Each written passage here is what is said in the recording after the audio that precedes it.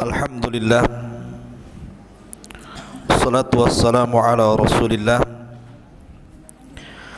wa ala alihi wa sahbihi wa mawalah wa la hawla wa la quwwata illa billahi wa ba'du. Alhamdulillah, di malam hari ini kembali kita duduk di Masjid Jabal Uhud.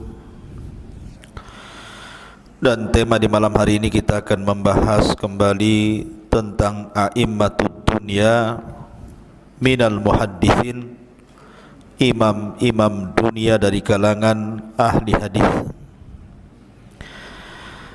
Kalau dalam minggu yang lalu kita sudah membahas tentang Imam Bukhari dan karyanya,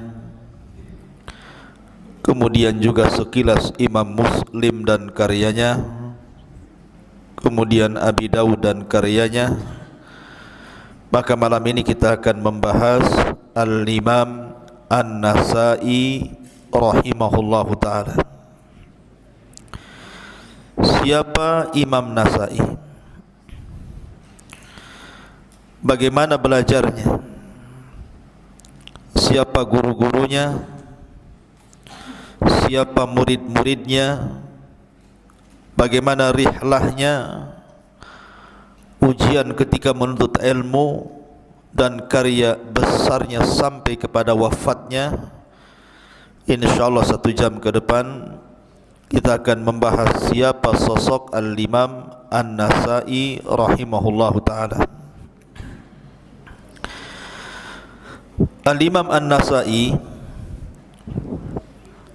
itu bukan nama, tapi namanya adalah Ahmad ibn Shu'aib. Ahmad ibn Shu'aib ibnu Ali ibnu Sinan ibni Bahrin al-Khurasani An-Nasa'i. Ahmad ibn Shu'aib ibn Ali ibn Sinan Ibn Bahri Al-Khurasani An-Nasa'i. Jadi namanya Ahmad bin Shu'aib.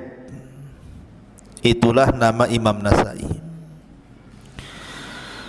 Dan kunyahnya adalah Abu Abdurrahman. Kunyah Imam Nasa'i adalah Abu Abdurrahman. Dan dia seorang dari imam-imam hadis dunia. Adapun kenapa kemudian disebut An-Nasa'i, kenapa dia disebut Imam Nasa'i? Ada yang mengatakan Nasa'i itu adalah sebuah daerah namanya Nasa. Di mana Nasa? Sebuah daerah yang terletak di tengah-tengah Iran dan Afghanistan. Di situ ada daerah namanya Nasa. Lah Imam Nasa'i lahir di situ. Makanya disebut Imam An-Nasa'i. Ada yang mengatakan An-Nasa'i itu diambil dari kata-kata An-Nisa, perempuan. Karena ketika daerah itu mau diserang, maka laki-lakinya pada kabur, tinggal perempuan saja. Maka orang-orang pun mengatakan tidak ada laki-laki, haula'in nisa, mereka adalah wanita, tidak boleh kita bunuh. Sehingga kemudian penisbatan nisa menjadi Nasa'i karena sebab itu. Ma'asyiral muslimin, santri ikhwan dan akhwat yang dimuliakan Allah Subhanahu wa taala. Imam Nasa'i ini lahir pada tahun 215 Hijriah. 215 Hijriah lahir dan wafat pada tahun 303 Hijriah. Cukup panjang usianya, 80 tahun lebih. Dan Imam Nasa'i adalah akhir dari ulama-ulama ataupun a'immatul muhadditsin as-sittah wafatan. Jadi ulama yang akhir wafat dari para ulama yang 6. Kemarin kita sudah sebutkan kalau ada istilah akhrajahu sittah, dikeluarkan imam yang 6, maknanya Abi Dawud, Tirmidzi, Nasa'i, Ibnu Majah, Bukhari dan Muslim. Dari 6 ulama ini yang terakhir meninggal adalah Imam Nasa'i. Dia imam yang terakhir meninggal dari a'immatus sittah ini. Dan Imam Nasa'i ini adalah ulama yang paling banyak rihlah dibandingkan ulama-ulama hadis lainnya. Jadi ulama yang paling banyak safar untuk talabul ilmi ini Imam Nasa'i, dibandingkan Abi Dawud, Ibnu Majah, Muslim, Bukhari dan ulama-ulama hadis lainnya. Paling banyak safarnya, paling banyak rihlahnya, sampai-sampai Al-Hafidh Ibnu Hajar rahimahullahu ta'ala mengatakan bahwa guru-guru yang ditemui Imam Nasa'i itu jumlahnya tidak bisa dihitung saking banyaknya.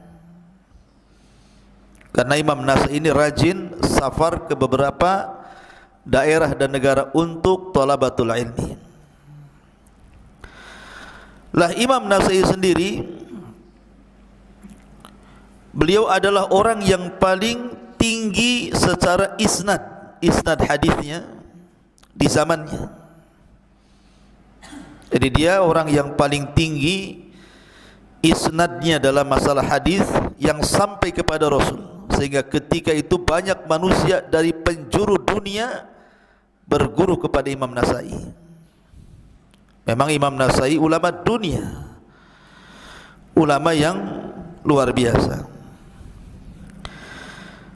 Sebagaimana para ulama yang lainnya, Imam Nasa'i itu sejak kecil ikhwan sudah dicintakan dengan ilmu,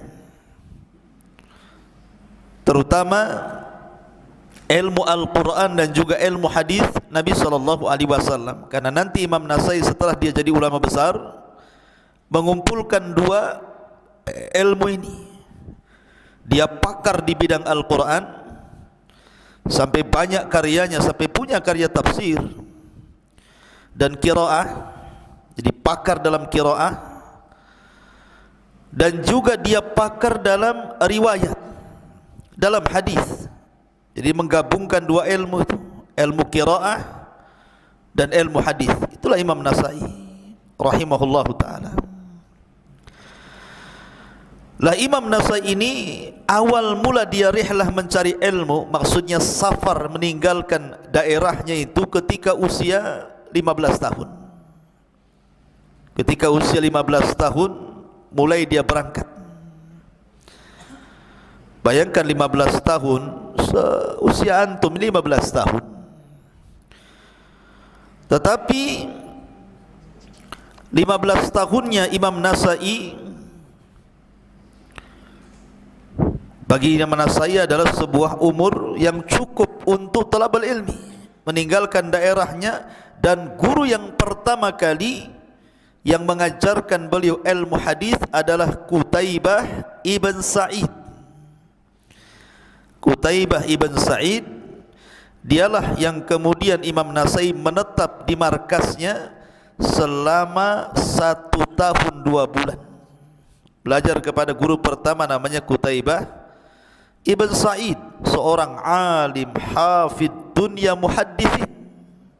Salah satu muhaddisin Qutaibah Ibn Sa'id. Guru Imam Nasa'i ini banyak, seperti Imam Bukhari itu gurunya. Kemudian Imam Muslim itu juga gurunya Imam Nasa'i. Kemudian Abu Isa At-Tirmidzi atau dikenal dengan Imam Tirmidzi itu juga gurunya Imam Nasa'i. Kemudian Imam Abi Dawud yang kemarin sudah kita jelaskan, Abi Dawud As-Sijistani bukan Abi Daud At-Tayalisi, itu muridnya juga apa? Gurunya Imam Nasai. Termasuk juga Muhammad ibn Nasr Al-Marwazi, kemudian Muhammad ibn Ghailan, dan guru yang mempengaruhi sangat banyak adalah Ishaq ibn Rahawayh, seorang pakar mazhab Syafi'i. Itulah guru-guru besarnya, dan banyak lagi. Sekali lagi kata Ibnu Hajar, saking banyaknya gurunya Imam Nasai sampai tidak bisa menghitung berapa jumlahnya. Karena sekali lagi dia ulama yang paling banyak safar dibandingkan ulama hadis lainnya, Imam Nasai ini. Adapun syakhsiahnya, kepribadian Imam Nasai, dan begitulah ikhwan, antum harus melihat bagaimana Imam Nasai masih muda sudah mau talabul ilmi. Di usia antum loh, Imam Nasai itu talabul ilmi.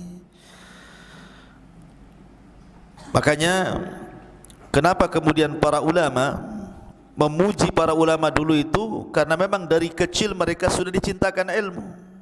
Ada seorang penyair Arab mengatakan apa? Wa man fata ta'lima waqta syababi kabbir alaihi arba'atan liwafati. Jadi barang siapa yang luput belajar di masa mudanya, bertakbirlah 4 kali karena wafatnya. Orang itu sudah wafat berarti. Makanya Nabi SAW memberikan ganjaran untuk usia-usia antum ini, sab'atun yudhilluhumullahu fi dhillihi yawma la dhilla illa dhillu. Salah satunya adalah syabun nasha'a fi ibadatillah. Satu di antara 7 kelompok yang akan mendapatkan payung di saat yang tidak ada payung kecuali payung Allah. Salah satunya anak muda yang tumbuh beribadah kepada Allah, menuntut ilmu. Alhamdulillah antum di sini masih muda, sudah mau belajar agama. Taib, kepribadian Imam Nasai ini. Imam Nasai ini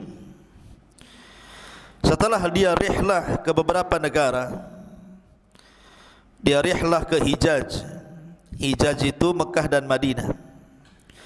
Kemudian rihlah ke Syam. Rihlah ke Syam. Kemana ke Syam itu? Ya, dan sekitarnya, Syam dan sekitarnya. Kemudian juga ke Irak dan sekitarnya, seperti Kufah, Basra, Baghdad gitu ya. Kemudian ke Khurasan, kemudian ke Rai, kemudian ke Haran, sampai kemudian ke Mesir dan menetap di Mesir. Disitulah dia jadi guru besar dunia saat itu di Mesir. Banyak orang-orang datang untuk belajar kepada Imam Nasai ketika menetap di Mesir. Ya, Imam Nasai ini. Lah disitulah Imam Nasai kemudian menikah dan memiliki 4 istri, kemudian 2 dari kalangan amah, dari kalangan budak. Tetapi walaupun istrinya 4, kemudian budaknya 2, bukan berarti kemudian lemah dalam ibadah. Justru Imam Nasai orang yang paling dicintakan ilmu dan juga terkenal ibadahnya. Jadi Imam Nasai itu setiap hari beribadah. Siangnya dia puasa Daud, 1 hari puasa, 1 hari tidak, sampai wafat. Kemudian malamnya qiyamul lail tidak berhenti. Dan dia memiliki suara Al-Quran yang luar biasa, yang sangat merdu sekali Imam Nasai itu kalau baca Quran. Karena dia dipakarkan juga dalam ilmu qiraah. Dan Imam Nasai juga orangnya menghabiskan waktunya untuk haji dan jihad. Nanti saya akan sebutkan dia meninggal mati syahid. Dan memiliki wajah yang tampan. Dan Imam Nasai akidahnya sama dengan kita, akidah ahli sunnah wal jamaah. Ma'asyiral muslimin yang dimuliakan Allah subhanahu wa ta'ala. Taib, bagaimana pujian para ulama terhadap Imam Nasa'i rahimahullahu ta'ala. Berkata Imam Daruqutni, Imam Daruqutni sahibul ilal. Nanti kita akan sebutkan biografi Imam Daruqutni, luar biasa ikhwan. Dia bisa menghafal jutaan hadis di kepalanya, Daruqutni.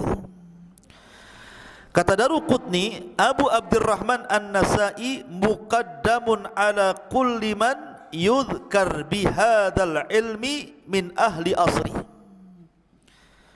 Abu Abdurrahman Imam Nasa'i itu adalah orang terdepan, orang yang paling utama dan terdepan atas setiap orang yang disebutkan tentang kepakaran ilmu dalam bab hadis. Maka dialah orang yang pertama kali, yang paling terdepan di zamannya karena kepakarannya. Bahkan Abu Bakar Ibnul Haddad, Abu Bakar Ibn Haddad Al-Faqih, dia sampai tidak mau safar untuk mencari hadis ke beberapa negara. Dia cukup bermulazamah dengan Imam Nasa'i saja.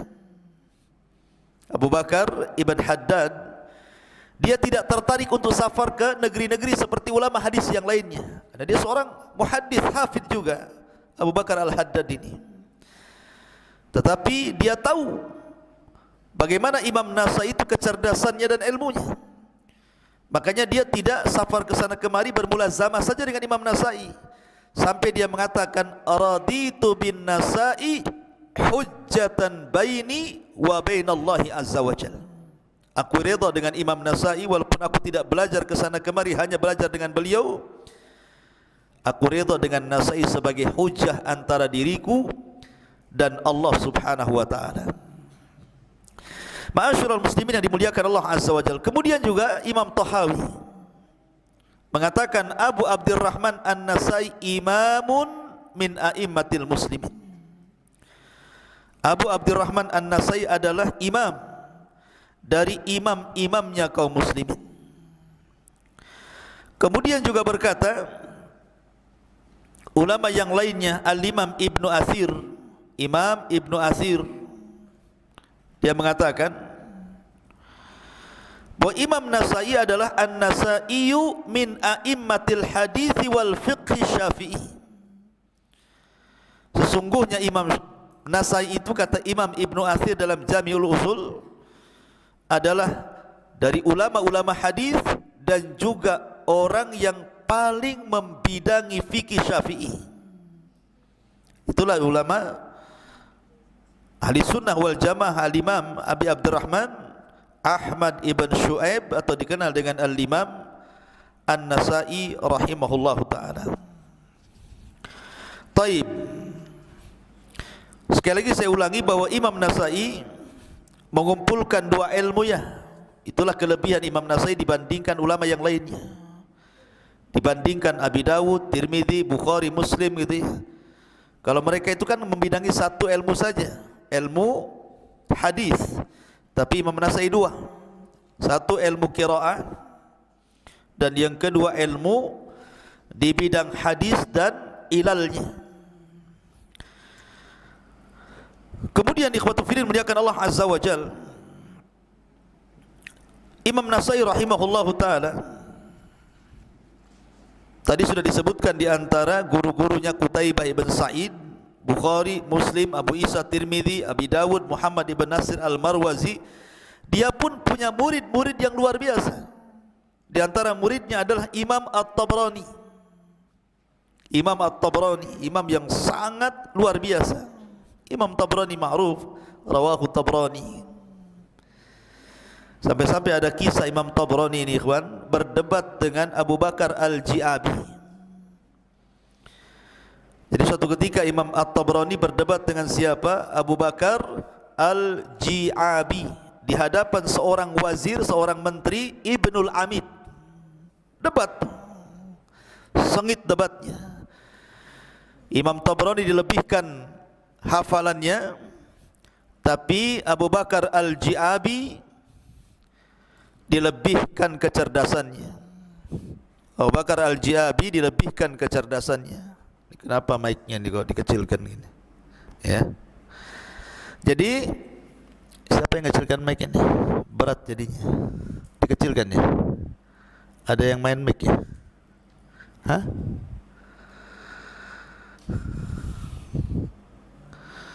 Makin jauh suaranya. Taib.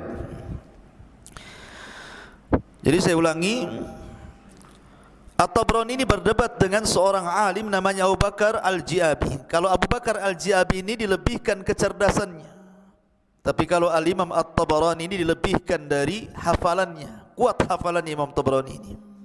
Dan Imam Tabrani muridnya siapa? Imam Nasai. Debat keduanya di hadapan seorang menteri namanya Ibnul Amid, namanya seorang wazir. Tidak ada yang kalah, tidak ada yang menang. Subhanallah.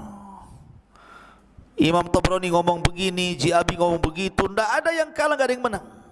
Sama-sama cerdas. Sampai akhirnya Imam Abu Bakar Al-Ji'abi kononnya ingin mengalahkan Imam Tabrani dan mengatakan, ya Tabrani, sesungguhnya aku punya hadis. Di dunia ini cuma aku saja yang punya hadis itu. Aku punya hadis. Di dunia ini cuma aku saja yang punya hadis itu, katanya. Kata Imam Tabrani, datangkan hadisnya. Kata Imam Al-Ji'abi, dia mengatakan, haddatsani Abul Khalifah qala haddatsani Sulaiman ibn Ayyub. Kemudian menyebutkan sanad sampai kepada Nabi SAW. Kata Imam Ji'abi telah menceritakan kepadaku Abul Khalifah. Abul Khalifah berkata telah menceritakan kepadaku Sulaiman ibn Ayyub. Tiba-tiba Tabrani ketawa, ikhwan. Tertawa. Hahaha gitu, tertawa. Kenapa Imam Tabrani tertawa mendengar hadis dibacakan oleh Abu Bakar Al-Ji'abi? Kata Tabrani, ya Ji'abi, kamu tahu enggak Sulaiman ibn Ayyub yang diambil hadisnya oleh Abu Khalifah? Dan Abu Khalifah kau ambil hadisnya. Sulaiman ibn Ayyub itu nama lain daripada At-Tabrani. Sayalah Sulaiman ibn Ayyub itu. Itu hadis saya. Kenapa kau bilang hadismu satu-satunya di dunia? Ya. Maka tertawalah para ulama itu. Katanya Ibnu Amid yang menyaksikan perdebatan Tabrani dan Ji'abi itu, seandainya aku lepaskan kedudukan menteriku dan menjadi Tabrani, demi Allah aku tidak melihat sebahagia para muhaddithin dengan hadis Nabi SAW. Lah Tabrani ini muridnya Imam Nasai. Kemudian juga Imam Tahawi, ma'ruf ya, ada akidah Tahawiyah, Abu Ja'far At-Tahawi. Itu dikenal karyanya akidah Tahawiyah, itu muridnya siapa? Imam Nasai juga. Kemudian juga Ibrahim ibn Muhammad As-Salih ibn Sinan, Muhammad ibn Haywah, Abu Ali Al-Husain, dan banyak lagi murid-murid besarnya. Jadi murid-muridnya Imam Tabrani, Imam Nasai ini menjadi ulama-ulama dunia. Dia sendiri ulama dunia, melahirkan ulama dunia. Itulah Imam Nasai. Cerdas luar biasa Imam Nasai rahimahullah ta'ala. Dan Imam Nasai ini oleh sebagian para ulama dilebihkan dibandingkan Imam Muslim. Sampai-sampai Imam Zahabi menyebutkan dalam kitab Syiar A'lamin Nubala, kata Imam Zahabi, lam yakun, kata Imam Zahabi, fi ra'si 300 ahfad minan Nasai, wa huwa ahdaq fi hadithihi wa ilalihi wa rijalihi min Muslim wa Abi Dawud wa Tirmidzi, wa huwa yajri majral Bukhari wa Abi Zur'ata fi ilmi ilalil hadith. Kata Imam Az-Zahabi, dia mengatakan, tidak ada di dunia ini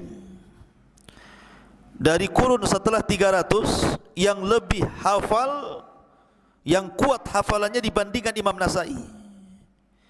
Dia lebih teliti dalam hadis, dalam penyakit-penyakit hadis, dalam rijal jalan-jalan hadis dibandingkan Muslim, dibandingkan Abi Daud dan dibandingkan Tirmidzi. Karena dia mengikuti teori atau metode yang dipakai Imam Bukhari dan juga yang dipakai Abi Zur'ah pada ilmi ilal hadis. Jadi pujian kepada Imam Nasai ini luar biasa dari Al-Hafidh Al-Zahabi ini. Jadi dalam bab ini dia lebih unggul dibandingkan Muslim, karena dia mengikuti caranya Bukhari dan Abi Zur'ah katanya. Karena Imam Nasai ini ketat ketika menyaring sebuah hadis Nabi sallallahu alaihi wasallam. Taib. Ada beberapa fitnah yang terjadi kepada Imam Nasai. Fitnahnya adalah Imam Nasai ini, ikhwatu fiddin, muliakan Allah Subhanahu wa taala, difitnah sebagai orang Syiah, padahal dia bukan orang Syiah. Dan saya sudah jelaskan kepada antum sejarah Syiah. Gara-garanya Imam Nasai ini mengarang satu buku namanya Khasa'isu Ali radhiyallahu an. Jadi suatu ketika Imam Nasai di antara satu karyanya adalah mengarang kitab tentang kekhususan dan keutamaan Ali radhiyallahu an. Dan ketika itu ikhwan, ada dua daerah yang berseberangan antara kubu Kufah dan kubu Basrah. Kalau orang-orang Kufah, mereka itu sangat hulu kepada Ali radhiyallahu an, memuja dan memuji Ali luar biasa. Sementara orang-orang Basrah terbalik, mereka membenci Ali dan mengkultuskan Muawiyah bin Abi Sufyan. Lah ketika itu Imam Nasai melihat orang-orang Damaskus, orang-orang Syam melampau dalam memuji Muawiyah radhiyallahu an dan membenci Ali radhiyallahu an. Dia ingin menyadarkan mereka bahwa tidak boleh membenci seorang sahabat Nabi sallallahu alaihi wasallam, apalagi Ali bin Abi Thalib. Maka di karyanya sebuah buku yang berjudul Khasa'isu Ali namanya, kekhususan dan keutamaan Ali radhiyallahu an. Kemudian setelah dicatat, dikarang, dibawalah ke Syam, dibawalah ke Basrah, ke Damaskus, kemudian dibacakan. Di dalam kitab ini terkandung 200 hadis Nabi sallallahu alaihi wasallam yang menceritakan tentang keutamaan Ali, walaupun sebagiannya sahih dan sebagian lemah, tetapi kebanyakan riwayat tentang keutamaan Ali itu semua sahih. Marahlah orang-orang yang fanatik dengan Muawiyah ini. Marah dia, didatangi Imam Nasai itu. Kemudian dia mengatakan, "Ya Nasai, kau sudah mengarang kitab tentang keutamaan Ali, sekarang kau karang keutamaan Muawiyah." Kata Imam Nasai rahimahullahu ta'ala, apa yang harus aku karang? Nabi sallallahu alaihi wasallam yang aku dengar atau yang aku baca dari hadis-hadisnya hanya mengatakan kepada Muawiyah bin Abi Sufyan itu adalah la asba'allahu la asba'akallahu abada, semoga Allah tidak mengenyangkan perutmu selamanya. Apa yang harus aku tulis? Karena ketika Rasulullah SAW suatu ketika memanggil Muawiyah, "Ya Muawiyah," Muawiyah ketika itu lagi makan. Dipanggil lagi, "Ya Muawiyah," masih makan juga. Dipanggil 3 kali, "Ya Muawiyah," masih makan juga. Baru menghadap Rasul. Kata Rasul, "Kenapa kau dipanggil tidak mau datang wahai Muawiyah?" Sambil bercanda Rasul. Kata Muawiyah, "Saya tadi makan wahai Rasul." Apa kata Rasul? "La ashbakallahu abada," semoga Allah tidak mengenyangkan perutmu. Sejak itu doa Nabi SAW menjadi sebuah kenyataan. Muawiyah itu setelah tua tidak bisa bangkit karena gemuk orangnya. Kalau makan gak pernah lapar, gak pernah kenyang, lapar aja, makan aja. Sampai ketika diceritakan khutbah Jumat, tidak bisa berdiri saking besarnya badan Muawiyah bin Abi Sufyan itu, karena banyak makan. Karena Rasul yang mendoakan semoga Allah tidak mengenyangkan perutmu. Kata Imam Nasai, apa hadis ini yang akan saya cantumkan? Seolah-olah Imam Nasai mengatakan, tidak mungkin saya samakan Muawiyah dengan Ali. Hadis-hadis tentang keutamaan Ali itu banyak. Dan secara keutamaan Ali jauh lebih mulia dibandingkan Muawiyah. Tapi walaupun demikian, ma'asyiral muslimin yang dimuliakan Allah Azza wa Jalla, Imam Nasai tidak pernah mencela Muawiyah bin Abi Sufyan. Imam Nasai tidak pernah mencela Muawiyah bin Abi Sufyan, bahkan membelanya. Sampai ketika dia ditanya tentang pendapat dia tentang sahabat Rasul, lihat perkataan Imam Nasai. Kata Imam Nasai, innamal Islam kadarin. Islam itu seperti rumah. Lahababun, punya pintu. Fababul Islam as-sahabatu, maka pintu Islam itu adalah sahabat. Faman adza sahabata innama aradal Islam, maka barang siapa yang menyakiti sahabat, hakikatnya dia telah menyakiti Islam. Kaman naqaral bab innama yuridu dukhulal bab, sebagaimana orang yang mengetuk pintu, hakikatnya dia ingin masuk ke dalam pintu itu. Faman arada Muawiyata fa innama arada sahabah, maka siapapun yang membidik Muawiyah dan mencelanya, hakikatnya dia telah mencela sahabat. Artinya Muawiyah tidak dicela oleh Imam Nasai. Maka tidak benar kalau seandainya Imam Nasai dikatakan Syiah gara-gara mengarang Khasaisu Ali. Masalahnya ketika Imam Nasai mengatakan seperti itu kepada orang-orang yang fanatik dengan Muawiyah, marah orang-orang jahil Damaskus ini, akhirnya Imam Nasai pun dipukuli. Sebab dipukuli kemudian dilukai itulah Imam Nasai meninggal dunia. Imam Nasai meninggal dunia karena dipukuli. Ketika itu dia minta agar ketika masih sakit ingin dia bawa ke Mekah, maka kawan-kawannya membawa Imam Nasai di Mekah. Sehingga para ulama khilaf di mana kuburan Imam Nasai. Ada yang mengatakan di Mekah, ada yang mengatakan di Palestina. Imam Nasai mati syahid.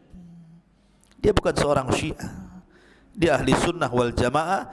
Bahkan ketika Imam Ibn Mubarak mengatakan bahawa siapa yang mengatakan Al-Quran makhluk dia kafir, kata Imam Nasai, aku berpendapat seperti perkataan Ibn Mubarak.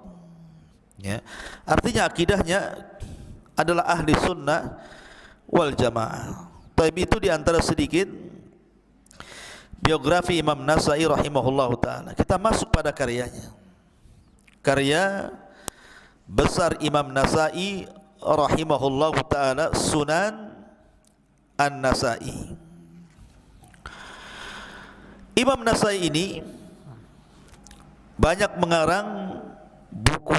Jadi bukan satu buku yang dikarang Imam Nasai itu, banyak sekali.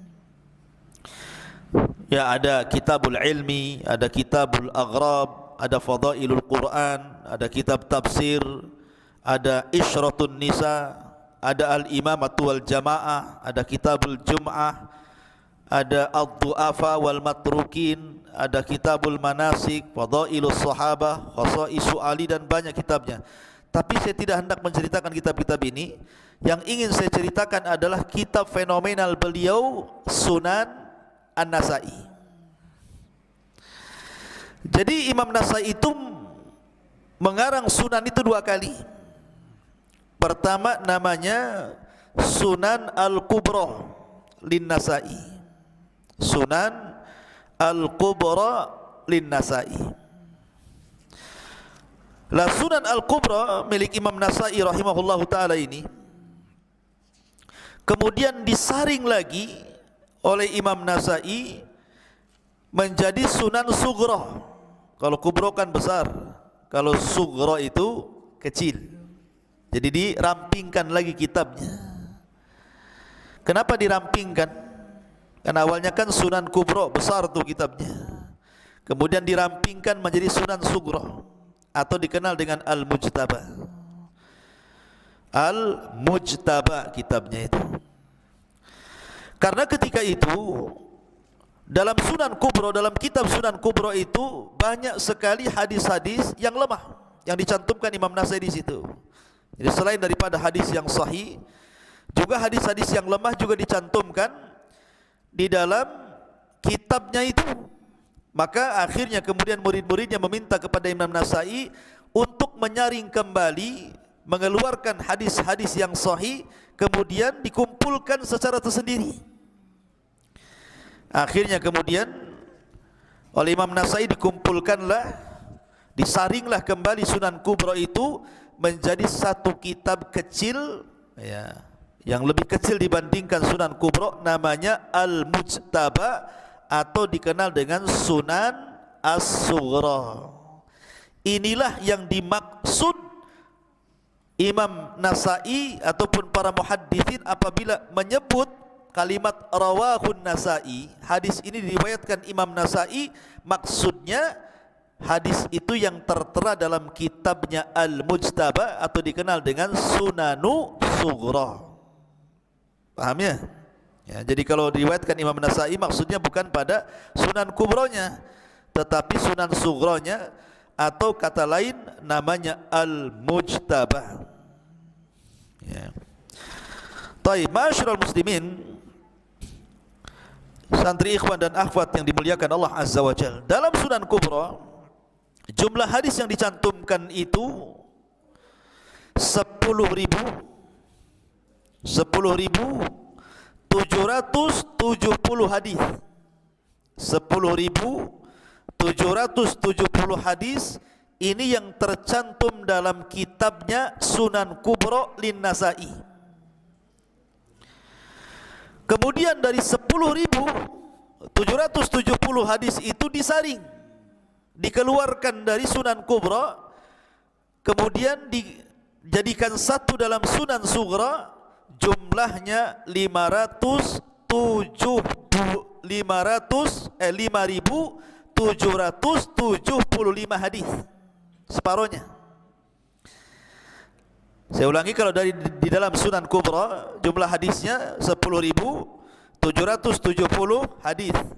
Kemudian disaring lagi, dipilih hadis-hadis pilihan yang kemudian diberi nama mukhtasarnya, itu ringkasannya Al-Mujtaba atau Sunan Sughra, di mana Imam Nasai meletakkan hadis dari 10.000 itu menjadi 5.775 hadis yang tercantum dalam kitab Sunan An-Nasai Sughra.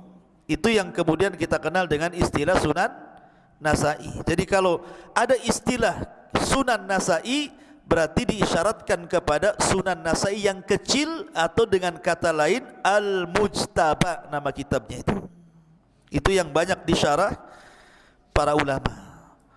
Ya, hafalkan tuh nama-nama, apa namanya, jumlah hadis yang tertera di situ.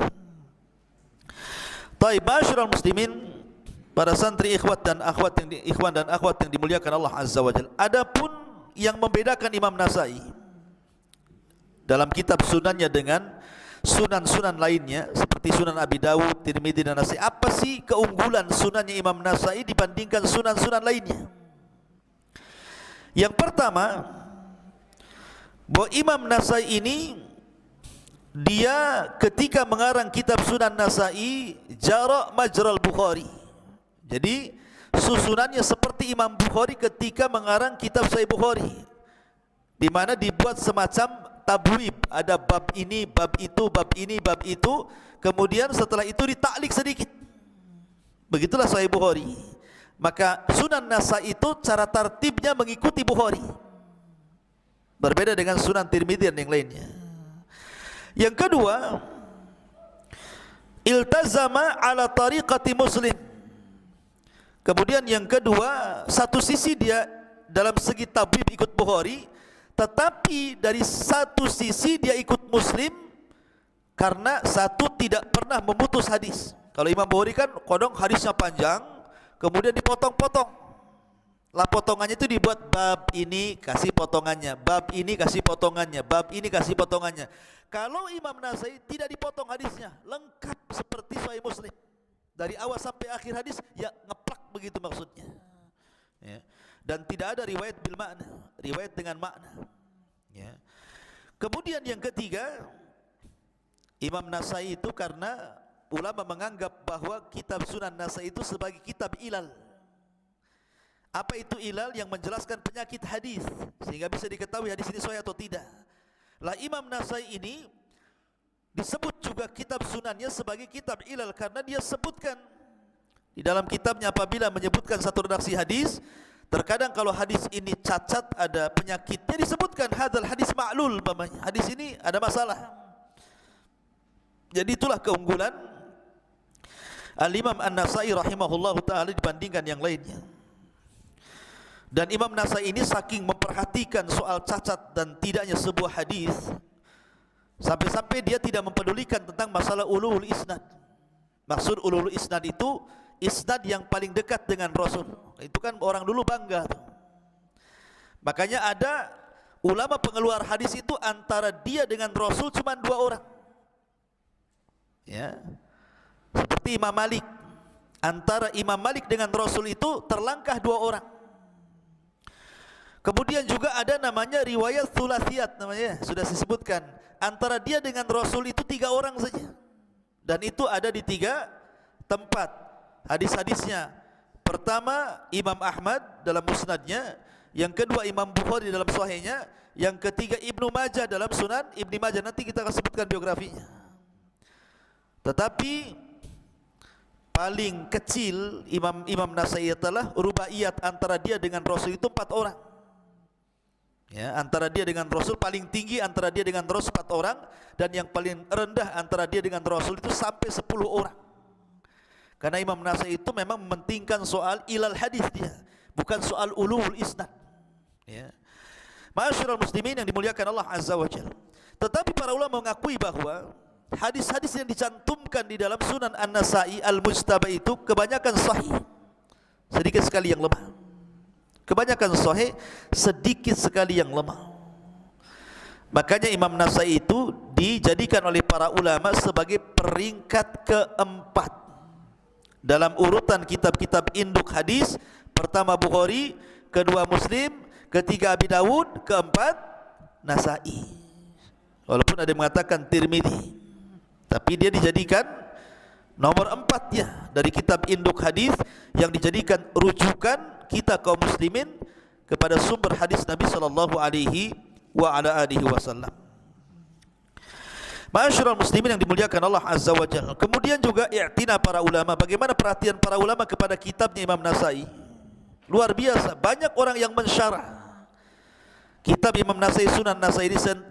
Salah satunya adalah Jalaluddin As-Suyuti, atau dikenal dengan Imam Suyuti, mensyarah kitab Al-Mujtaba Sunan Nasai.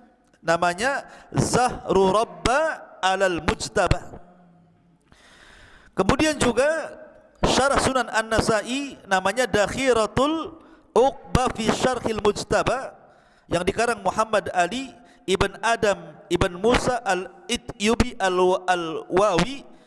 Kemudian juga Hasyiatus Sanadi, dan banyak lagi yang mensyarah kitab beliau, menunjukkan ada perhatian para ulama ketika memandang kitab An-Nasai. Itu diantara biografi Imam Nasai rahimahullahu ta'ala. Dan sekali lagi, Imam Nasai wafatnya disebabkan karena terkena fitnah orang-orang Damaskus yang fanatik dengan Muawiyah bin Abi Sufyan. Ketika dia membacakan keutamaan Ali radhiyallahu anhu, mereka marah dan menuduh bahwa Nasai seorang Syiah. Akhirnya dipukuli. Sebab dipukuli itulah meninggalnya Imam An-Nasai rahimahullahu ta'ala, tepat pada tahun 303 Hijriah. Taib, ini diantara biografi singkat daripada Imam Nasai dan karyanya.